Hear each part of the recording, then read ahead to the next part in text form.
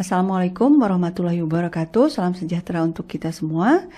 Sekarang kita akan melanjutkan pembahasan mengenai dasar-dasar logika, terutama logika kausalitas ya. Karena ini sangat diperlukan agar kita mampu berpikir sistem. Kita lihat dulu definisinya menurut Kamus Besar Bahasa Indonesia. Logika itu artinya pengetahuan tentang kaidah berpikir atau jalan pikiran yang masuk akal. Nah, kausalitas dalam ilmu logika itu sesuatu hal yang sangat dipakai ya, sangat terpakai kalau kita menggunakan berpikir sistem ini atau system thinking ini. Paradigma berpikir sistem itu meniscayakan pencarian atas variabel-variabel yang terhubung dengan fenomena yang sedang diteliti. Dan salah satu cara paling efektif untuk menemukan variabel-variabel terhubung tersebut adalah dengan menggunakan prinsip kausalitas yang ada pada ilmu logika. Kausalitas itu adalah salah satu prinsip penting dalam ilmu logika ya. Salah satu prinsip penting dalam ilmu logika itu menyatakan bahwa segala sesuatu di alam raya ini membentuk hubungan sebab akibat. Nah, kausalitas ini beda dengan korelasi ya. Jadi ini yang perlu juga dicatat dan dipahami.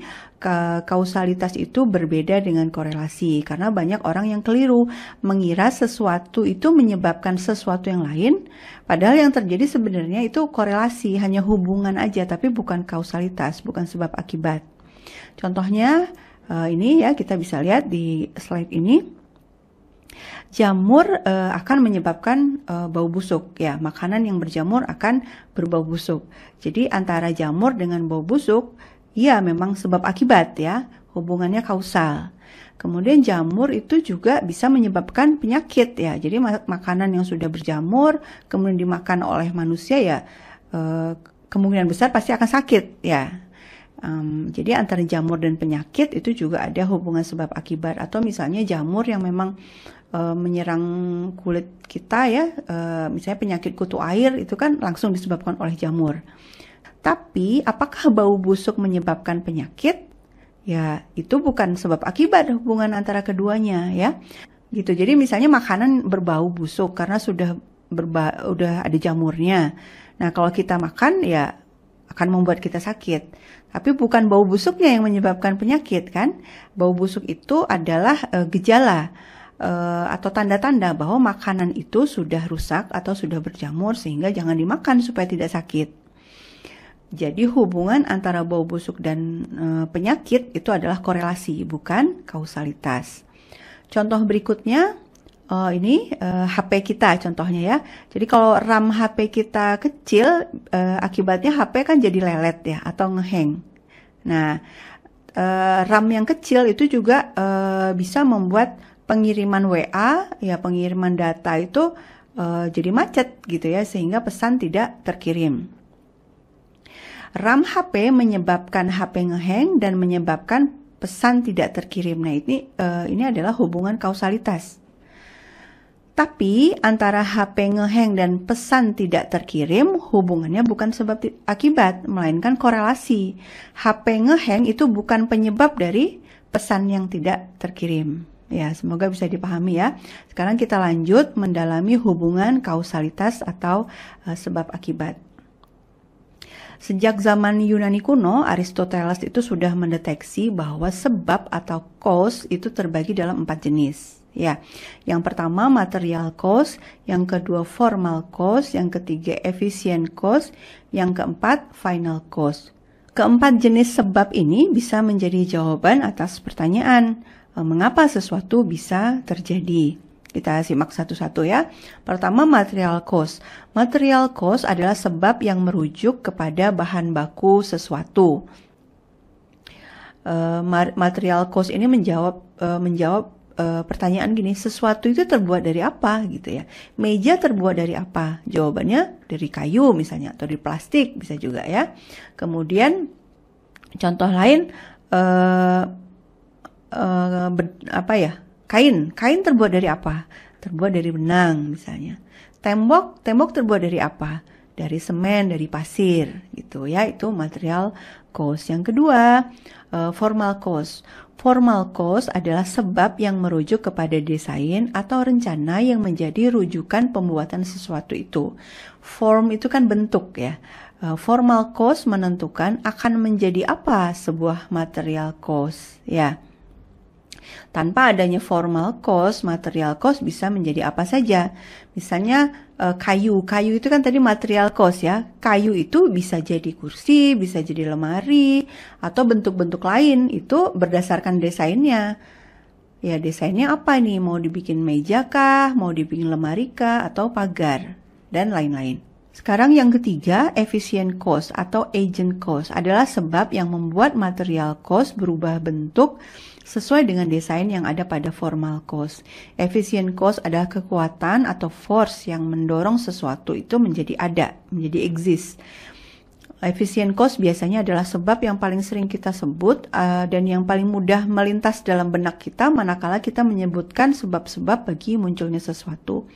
Misalnya saat kita ditanya apa yang menyebabkan adanya meja, jawabannya karena ada tukang kayu, ada gergaji, ada palu, ada desain meja, dan lain-lain. Atau misalnya apa yang menyebabkan adanya padi, jawabannya karena ada petani, ada tanah, ada air, ya ada sinar matahari, dan lain-lain.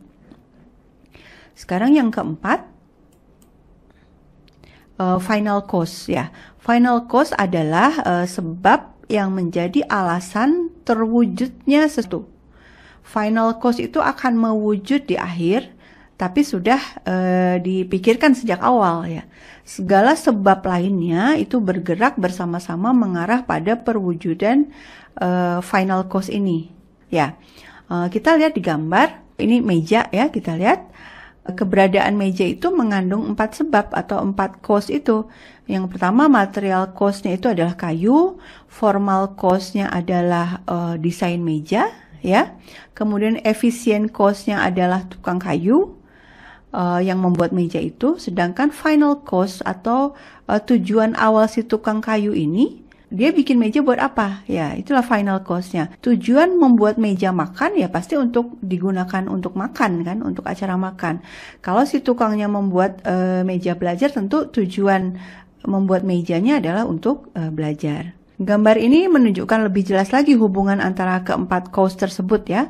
Material cost, kemudian formal cost, kemudian Anda lihat efficient cost, si tukang kayunya sedang membuat ini meja ya.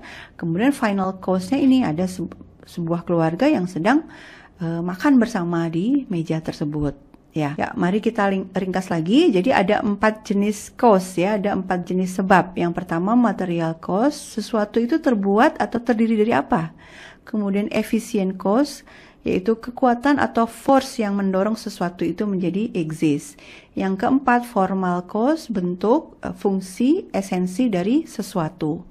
Yang keempat, final cost, demi apa sesuatu itu ada. Ya, atau dengan kata lain, apa tujuan dari keberadaan sesuatu itu. Yang penting dicatat juga adalah final cost itu adalah sebab yang paling menentukan dan merupakan faktor terkuat di antara sebab-sebab atau cost yang lainnya. Seseorang harus punya tujuan membuat sebuah meja terlebih dahulu ya.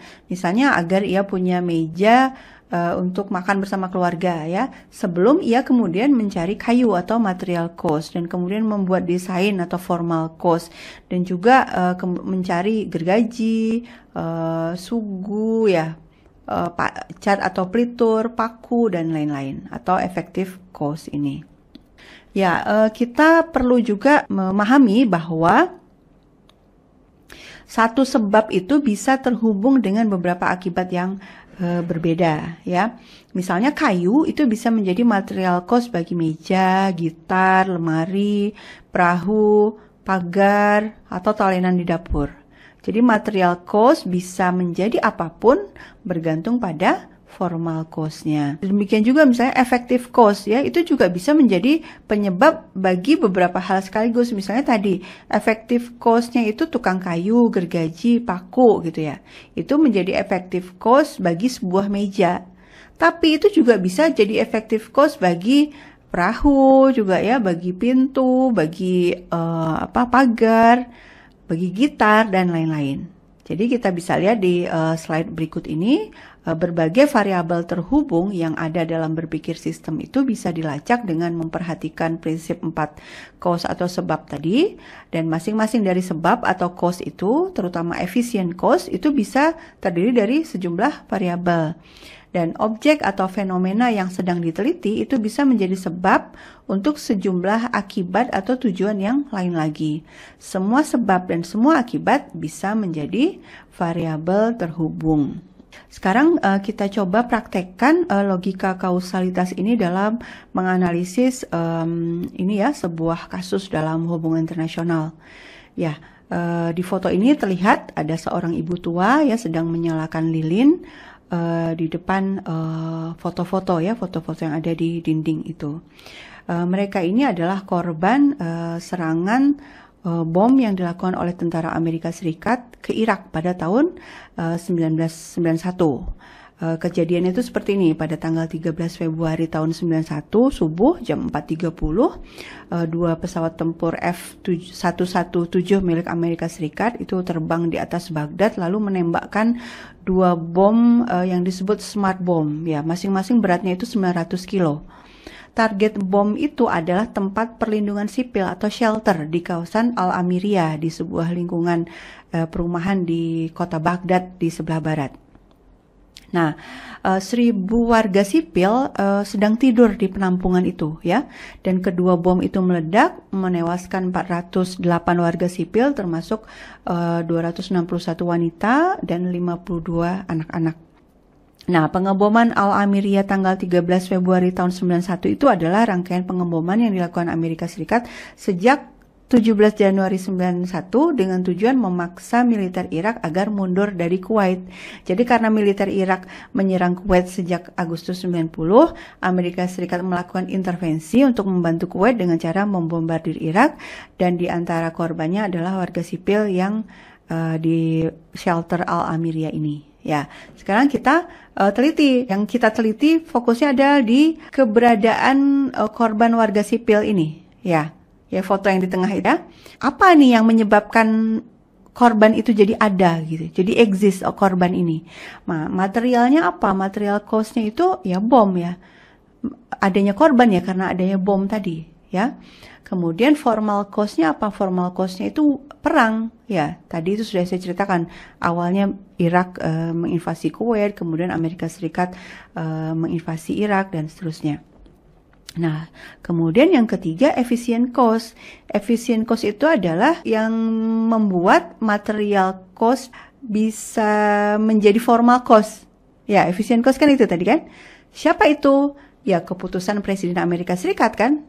Presiden Amerika Serikat yang memutuskan untuk menyerang. Berarti efficient cost-nya adalah Presiden Amerika Serikat, kemudian juga Menteri Pertahanan Amerika Serikat, juga tentara Amerika Serikat, kemudian juga pesawatnya F-117 itu juga bisa disebut efficient cost. Nah, kemudian Amerika Serikat kan menyerang dengan alasan Irak menginvasi Kuwait. Iraqi invasion of Kuwait itu juga disebut efficient cost. Nah, sekarang final cost-nya apa? Ya, final cost-nya itu berarti kan tujuan tertingginya kan, tujuan yang paling aslinya itu apa sebenarnya gitu. Kalau pernyataan Presiden Amerika ya karena mau membela Kuwait kan gitu ya, karena Kuwait diserang oleh Irak, Amerika Serikat mau membela Kuwait, dan kemudian Amerika Serikat menyerang Irak. Nah, karena final cause itu perlu didahului dengan riset ya. Nah, karena saya sudah banyak meneliti tentang konflik Timur Tengah, saya bisa menyatakan bahwa final cause dari serangan Amerika Serikat ke Irak tahun 91 itu bukan sekedar untuk membantu Kuwait, tapi ini adalah rangkaian dari upaya Amerika Serikat untuk menggulingkan Presiden Irak saat itu atau regime change ya, dan untuk meraih kepentingan ekonomi di Timur Tengah. Demikian penjelasan singkat mengenai logika kausalitas, semoga dapat dipahami dan bermanfaat. Assalamualaikum warahmatullahi wabarakatuh.